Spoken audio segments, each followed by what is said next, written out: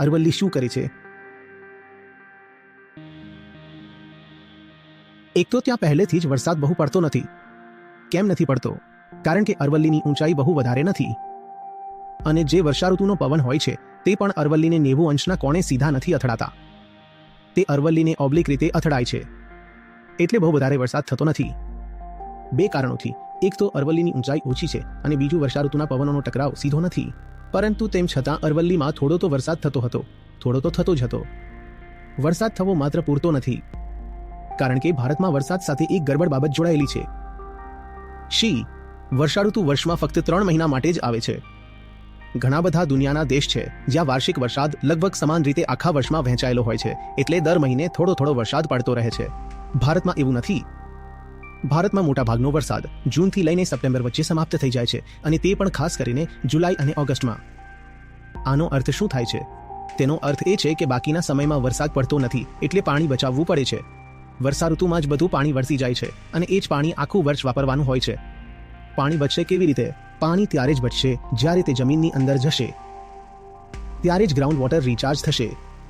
પાણી નીચે એટલું જ જઈ શકે છે જેટલું તેને નીચે જવા માટે સપાટી ક્ષેત્ર મળે છે. જો હું આને પૂરું ફેલાવું અને પછી કોઈ સપાટી પર રાખો અને પછી તેમાં પાણી નાખો, તો તે કેટલું પાણી શોષશે? અને જો હું આને બિલકુલ આમ કરી દઉં અને પછી તેના પર પાણી નાખું, ત્યારે વધારે પાણી ક્યારે શોષશે?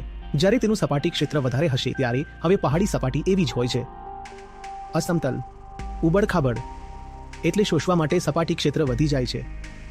તો અરવલ્લીમાં જે થોડો ઘણો વરસાદ થતો હતો, થોડી ઘણી, એ જ કિંમતી વરસાદ પર કામ ચાલવાનું છે રાજસ્થાનનું, હરિયાણાનું અને દિલ્હીનું. અરવલ્લી પોતાની અસમતલ સપાટીને કારણે એ પાણીને જમીનની અંદર જવા માટે વધારે તક આપતી હતી. તમે એને શું બનાવી દીધું? એક સમતલ, સીધી, લીસી સપાટી. હવે પાણી પડશે અને વહી જશે. વહી જતા બે નુકસાન થાય છે. પ્રથમ, પાણી અંદર ગયું જ નહીં, એટલે ગ્રાઉન્ડ વોટર એક્વિફરને કંઈ મળ્યું નહીં. બીજું, આ જે પાણી વહી ગયું તે એક સાથે વહી ગયું, તો હવે આવશે પૂર.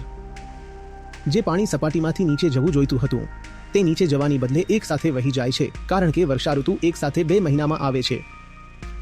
તો એ વહી જશે તો પૂર આવશે. તો પૂરમાં કોણ વહી જશે? અમીર લોકો નહીં, ત્યાં નીચે રહેતા ગામવાળા, ઝૂંપડપટ્ટીવાળા, એ બધા વહી જાય છે. તેમની પાસે ન તો પૈસા છે, ન તો અવાજ. તો તેમનું સાંભળનાર કોણ છે? આપણે ખોટું કહી રહ્યા છીએ. જો આપણે કહીએ છીએ કે અરે અરવલ્લી બચાવો, તો આ વાત અરવલ્લી બચાવવાની છે જ નહીં. આ વાત સામાન્ય માણસને બચાવવાની છે.